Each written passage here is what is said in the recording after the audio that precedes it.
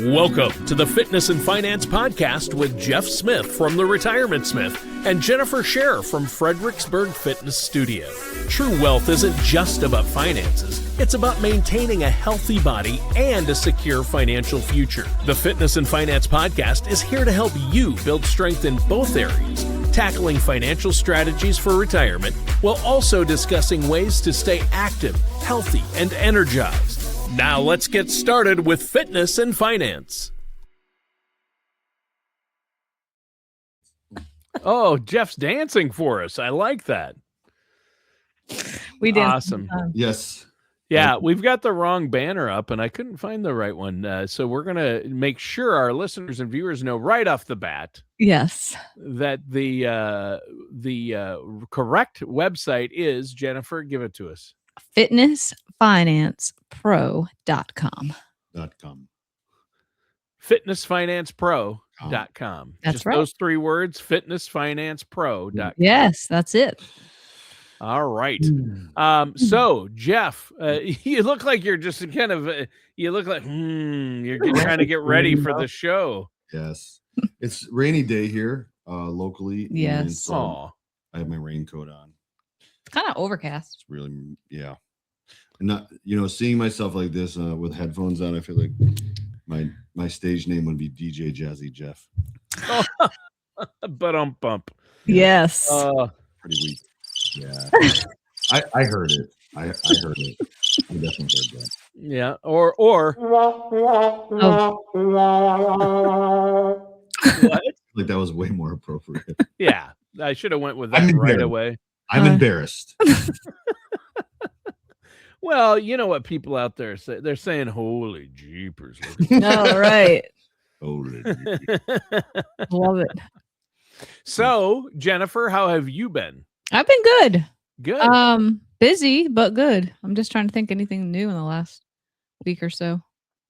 Not really. Well, We're excited about you and Justin coming. Mm-hmm. yeah. Justin and I are going to be attending the Justin Blake is a videographer, and he's going to be setting up a new video equipment and studio for you guys.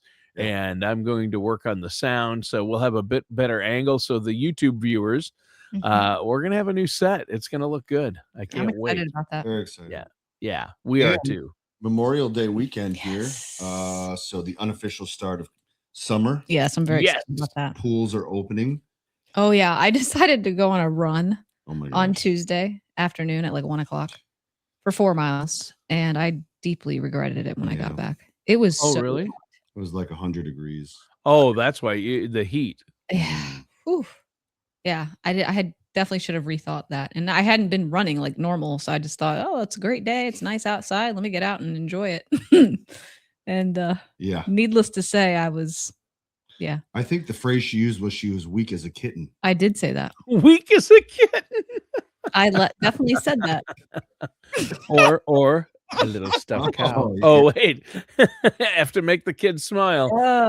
Yeah, that sounds like craziness. 100-degree heat, taking a run. But Yeah. so you guys are feeling the humidity there. Is what Oh, we're- yeah. Yes. Yeah. Well, Oh, right yeah. now temperature dropped pretty significant. Yeah. But Hasn't yeah, hit here yet, the humidity. We got up to 86 the other day. Wow. Last weekend, we had a day that was 86, but then it's been raining and thunderstorms, and so Yeah. it's been a little rough. Is 86 allowed in Minnesota? Does it know? Yeah. We're gonna get back up there end of next week, but right now it's maybe 61, maybe 60, and rainy, cold. So yeah, house is a little 86. chilly. 86 is boating weather in Minnesota. It is. That is Yeah. a really good time. Yeah. There's boat ownership. There's enough boats owned in Minnesota, 1.5 boats per person. Really? In other words, the number of people that live in Minnesota and the number of boats owned, if you average it out, it's 1.5 boats per person. Wow. Interesting. Yeah. I mean, obviously I don't own a boat. I know a lot of people who don't own boats, but then I know people who own 2 or 3. Right, Yeah. right. They own a little fishing boat, or they're counting all boats owned. Right. But 1.5 boats per person. That's what happens when you have 11,200 lakes. That's how many lakes over, I forget what the circumference is, but I just read this stat. I forget if it's over a square mile, or and those are lakes, not ponds, or there are over 11,200 lakes. Dang, it's a lot. It is. It's crazy. So fishing and boating is huge here, obviously. The 2 months you can do it. That's the irony. Exactly. that's the sad part right there. So we're talking about, when you talked to me about this topic before the show, I'm like, hey guys, what are we talking about today? And Jennifer just looked right at me, said obesity and your responsibility, or how you're responsible. No, I said we want to have a hot topic. You did say hot topic, and then you said something about my obesity. No, I did not. And my response wasn't, we can't say it on the show. I did. But I said, is obesity a personal responsibility or a systems problem? Yeah. And I thought you said, is obesity your problem, Tony, or is it a systems problem? I thought I heard my name in there. Maybe I was just...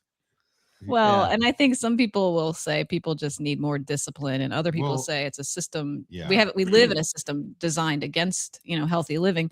And the truth is, it's probably not as simple as either side wants it to be. Yeah. Sure. We're going to unpack that. But first, let's just, understand the context here. When Jennifer was talking about the topic, Tony was pre-ordering his pizza for tonight. So I didn't catch it all.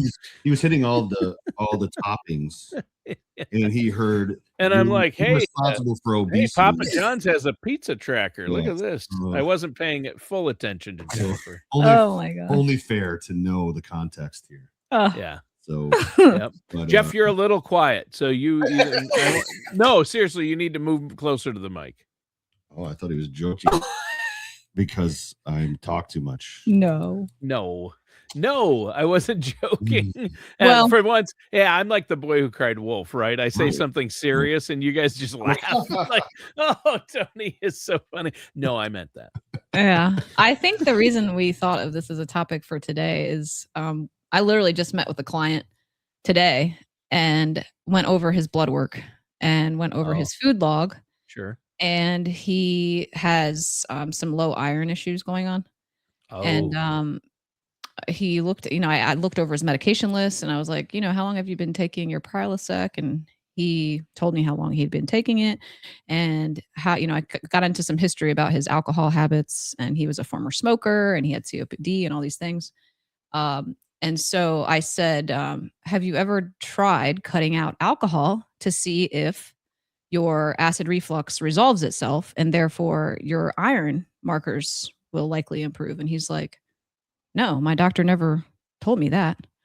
And I said, well, your doctor's going to help you fix the problem, right? The root problem was you were suffering from acid reflux. But let's look at where is that coming from, And he's like, well, why didn't my doctor tell me that? And I said, well, your doctor's not trained to, look at your whole food log, right? And start to dive a little deeper into your lifestyle. And I think that's where I was like, okay, wait a second.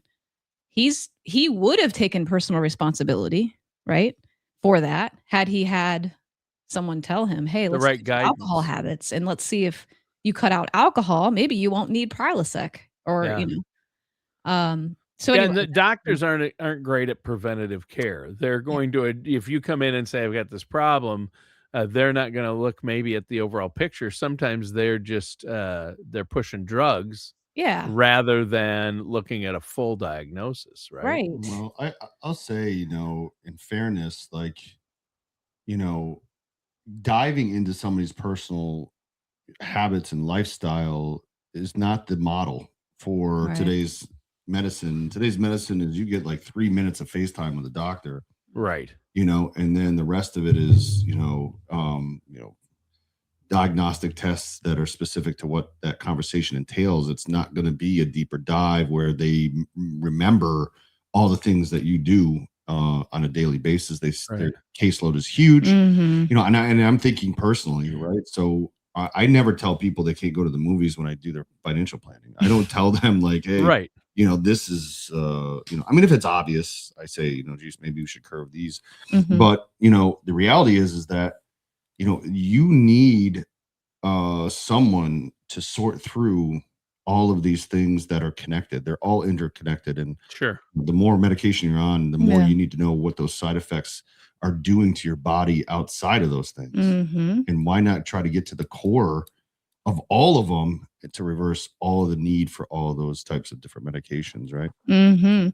Well, if you take a look at our society, modern living is pretty much centered around convenience. If you think Yeah. about it, we're sitting all day, we're eating these ultra processed foods. We're overstimulated by our devices or computers, Yep. and we're constantly being marketed to. So the food environment today is unlike anything humans evolved around, right? So we're like, this obesity is almost, if you think about it as a systems problem, we've got foods that are literally made for hyper palatability. Like they want you to get addicted to these foods. Right. They're cheap, they're marketed, they're convenient, and you've got that quick hit of dopamine, from a reward center. So, Yeah. and at the same time that that's all going on, movement is being engineered out of our life. Like literally, you can go an entire day now without physically exerting yourself. Mm-hmm. Mhm. You can literally do that. Well, think about the mechanism that people created. They're like sauna suits, or they put things like electrodes on their body to stimulate as if Yeah. you were doing muscle work. I know. I mean, how lazy do you have to be? It Oh, is One of those- crazy. I had a client walk into her session last week and she pulled up her phone and she said, "Jennifer, does this work?" And it was a machine. It was a franchise. It was called, gosh, I don't want to call them out. It was something about building bone density by standing on a machine and holding handles. And that's how you can build your bone health. What? And I said, "Well, can you send me that?" I didn't answer her right away.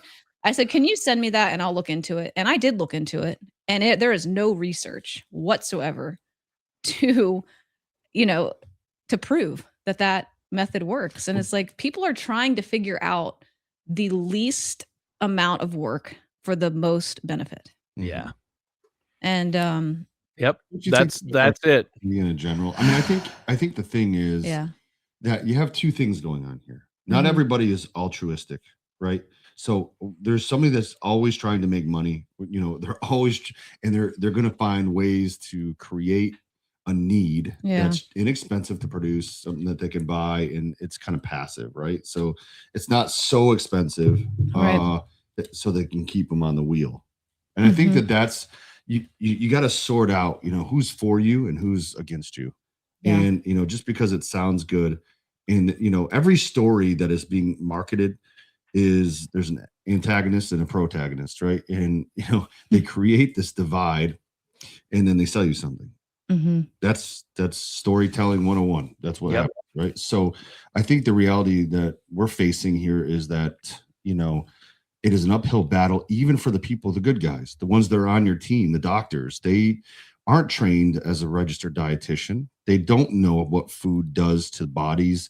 I mean, they have general guidelines, right? They have Mhm. understandings, but Mhm. they're not going to know the interactions between certain foods and certain diseases. They don't care about that stuff. They have other means of treating it. Mhm.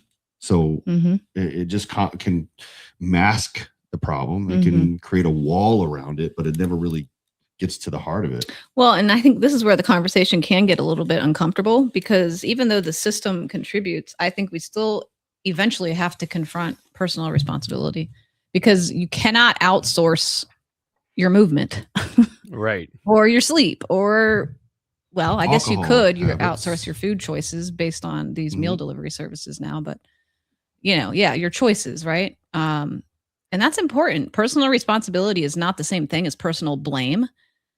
True. People hear that and they feel like, "Oh, you're shaming me." But I think responsibility is creating agency, and that's a big difference. If we tell people none of this is your fault and there's nothing that you can do about it, Right. That's actually incredibly disempowering. Yeah. It's- And everybody wants the solution. Our society is that, oh, I'm having trouble sleeping, I'll take a pill. I'm Yes. having trouble staying awake, I'll take a drug or a pill Mhm. or an energy drink. Oh, I'm having trouble. I weigh too much, I eat too much, I'll take a pill or a Yes. shot. GLP-1. Uh, yeah, exactly. And so the problem is those things cause other problems, and it can snowball, and Mhm. it's still not taking personal responsibility. The Mhm. easy way out is rarely the right way out, Mhm. right? Yeah, and we've talked a lot about what you can do, in your habits and strength training and all of the nutrition, sleep and lifestyle. But it takes work, right? Yes. Well, Yes. it takes it being a priority. Yeah. You can't just shove off certain things Yeah. in life. There are things that you can just, you can, kind of hire out, house cleaning. You could hire out, certain things, right, to free up time. But it should be used to do the things that you can't outsource. Right? Exactly. Right. Yeah. Exactly. Well, Yeah, I think this is a great point. And you, as somebody who looks at everything from people's blood work, you do a complete workup before you work with them or before you assign things to them to get healthy. You really do an in-depth dive with the people you work with, right, Jennifer? Yeah, and I'll give you an example just from my most recent meeting with a client. They looked at me and they said, "I'm not going to do this on my own." And I said, "Okay." I said, "Well, you're going to need to come 3 days a week then." And he said, "Okay, I can do that. I can show up for those 3 appointments, but I'm not going to show up for myself." He wouldn't do it on his own. That's why he's coming to us, right? Right. So take personal responsibility can also mean hiring a professional, knowing yourself well enough to know that you're not going to do this on your own. Right. Right. So outsource what you can and show up for yourself Mhm. for that person, even if you're not going to show up for yourself. And that's incredibly empowering. Yeah. That is empowering when you recognize in yourself you're not going to do it.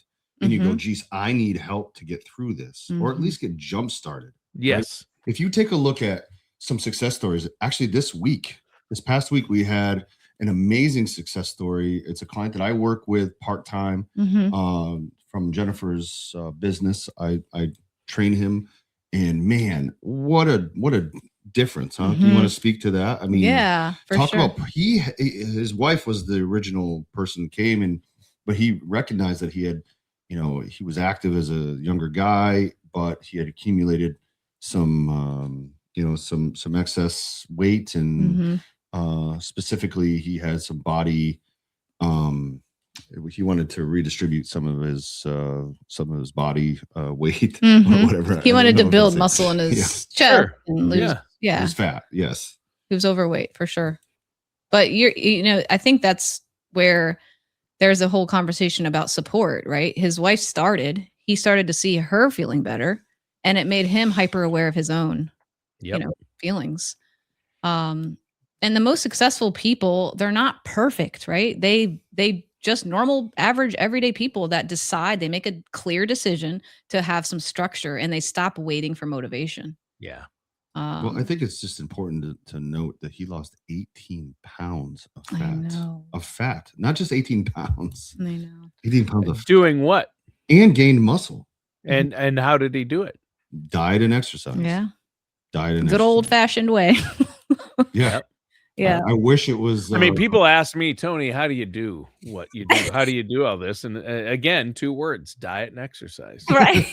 I mean, you got that. Why does everyone laugh when I say that? I love that. But it is true. That's what you need. Mhm. And I'm like, I'll go to my doctor, and my doctor will look at me and he'll say, Tony, you need to diet and exercise. And I'm like, how much am I paying you to tell me this?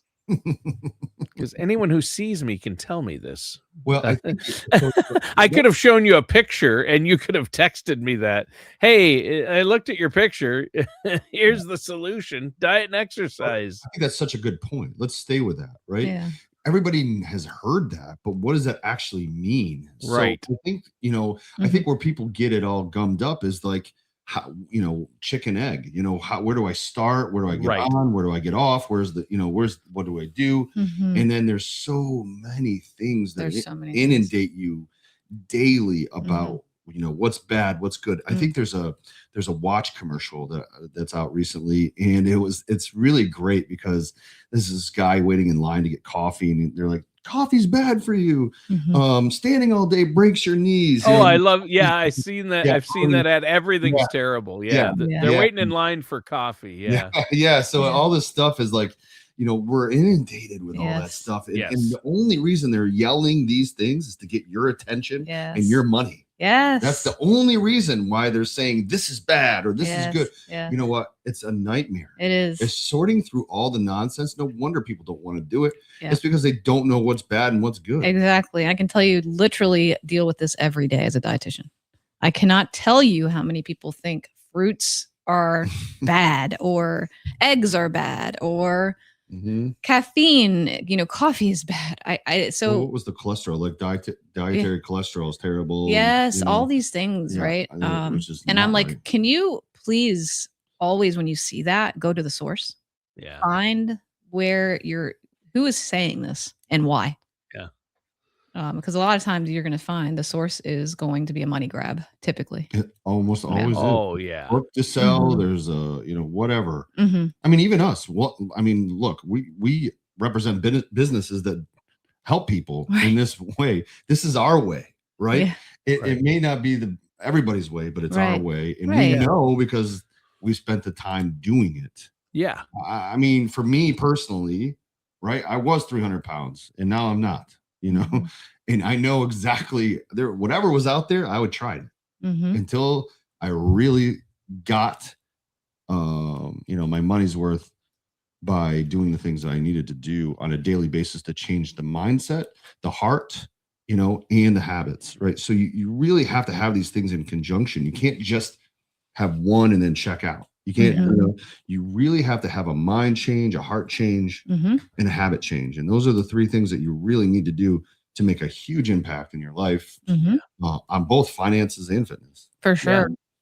And understanding that the environment we live in is not conducive to being healthy. It's not easy. It takes honest effort. When you walk down the street from here to 2 blocks, I think I have to pass a liquor store and then an Italian eatery and then a bar. Yep. And you know what I'm saying? So it's very difficult to. Yeah. How many fast food restaurants do I have to drive past to get anywhere? Numerous. Yeah. But at the end of the day, obesity is not simply a willpower problem. And it's not purely a systems problem either. I think it's a modern human problem, right? Yeah. And it's what we're going to have to address from both ends of the spectrum. Like, you have to have a better education. Yes, we need to improve our environment. Healthcare needs to talk more about prevention. I mean, registered dietitian services should be part of your annual checkup, in my opinion. Right. Yes. And you have to have that willingness to participate in change. And that's why we go through a readiness to change questionnaire. How ready are you to make these changes? What are you willing to sacrifice to make these changes? Yeah. And I want to say this, I remember years ago, the mayor of New York City at the time wanted to ban soda. Soda. And I remember that. Or put this massive tax on it. And let me just tell you, my freedom, my internal freedom was like, get this guy out of here. This is nonsense. No, but I understood the heart behind it. He was trying to get people healthier. Yeah. But the reality is this: we have to be better than that. Yeah. We can't just eliminate negative things in our lives. You can't legislate health. It's going to be hard. It's going to be hard. Like, I remember when New York City was going to ban soda, and one of the late night comedians said, "Hello, New Jersey." You know what I mean? You just go across the river or go across the bridge. I mean, from New York City, it's literally like, okay, in 30 minutes we can send, once a week we're going to send Joe on a soda run. You know what I mean? It's like, drugs are against the law, right? Yeah, but there's still there are places, even in Virginia. Yeah, there are places filled with rehab centers. You know what I mean? There's So the point is, people are going to do what people are going to do. Oh yeah, you're not going to changes in the heart and in the mind. You're not really going to change anything. That's right. So, no. Yeah, I mean, you can't I mean, if you tell me I can't, I would start drinking soda if you told me I couldn't. You know, I mean, bottom line, I Yeah. like my freedom more than Yes, anything, so. exactly. Yeah, that's a great point. I'm glad you brought up that illustration. You can't legislate health, but and you can't just decide. It's not just a matter of saying, I'm going to do this. You do need to start somewhere, but you also need to work with a professional. Mhm. Jennifer Scherer, right? Yeah. And so before we go today, I want you both to let our listeners know what you do and how they can get a hold of you to get help. So visit our website, and that's fitnessfinancepro.com. And then from there, you can click on the book a free discovery call, and that will lead you to both Jeff and myself to do that. And then from there, we can get into the deep dive evaluation so that we can really learn more about you and what specifically might be an obstacle. Yeah. We'd love to help you break those things down, and reboot, refresh, get you started in the right direction, financially and from a fitness standpoint. Yeah. Yep. And Jennifer's the fitness expert. Jeff is a financial expert, a financial advisor. You've been doing this a long time. So if people need help with investments, financial strategies, and retirement income planning, things like that, Jeff, you've been helping people in our area a long time. And Jennifer, you've been helping people get and stay healthy and be healthy. And those, I mean, what could be more important, especially for those who want a happy retirement? You have your health, and you want to have enough money to last as long as you do. So those are the key areas. You pick the two most important areas to work in. For sure. Yes. I agree. Your health and wealth, you have to have them in order to live and have a good life, a comfortable retirement, or a comfortable life leading into retirement. Yeah, I'm not just talking about seniors, but I do see so many people. As I age, I'm like, okay, I want to be healthier in retirement. I need to my health as much as I need to save more. Right. Yeah. I want to say one thing before we leave. there's a lot of complaining about cost and the cost of living and how it works, even in our area, in every area. But as some, we live next to a restaurant, several restaurants, right? I'm going to tell you this: you would never know that we have a crisis for finances in this country if you look at the enormous amount of people that flood from and to those restaurants every day, not just Friday nights and Saturday nights, Mondays, Wednesdays. The places are packed all the time. So I really want to get into that topic next time. Is those habits versus the perception versus reality. Yeah. Well, look at the markets. Look at company earnings. They're way up. Company earnings are reporting record earnings. And I'm like, how is this possible with the $4.50 a gallon gas and the cost of goods people are complaining about? And our market's been resilient. So that's a great topic for next week. Jeff, I'm going to cut you off right there. Yes. You're getting excited. Save it for the show. Save it for next week's show. Got it. But hey, great show today. I mean, this is something, it hits close to home for a lot of us. We all want to be better, healthier, and you have to watch out. There's just not a lot of focus on preventative care. A pill that can fix things isn't the way to go necessarily. You want to make, because it's going to affect something else. And Jennifer, you've helped people figure that out. Oh, you're doing this. Well, you have an iron deficiency, or you have too much iron. So you need to look at those things. I think that's so important. So again, fitnessfinancepro.com. That's fitnessfinancepro.com. Thank you, Jeff. Thank you, Jennifer. Listeners and viewers, thanks for tuning in. That does it for today's episode of Fitness and Finance Radio with our host, Jeff Smith and Jennifer Scherer. That's her.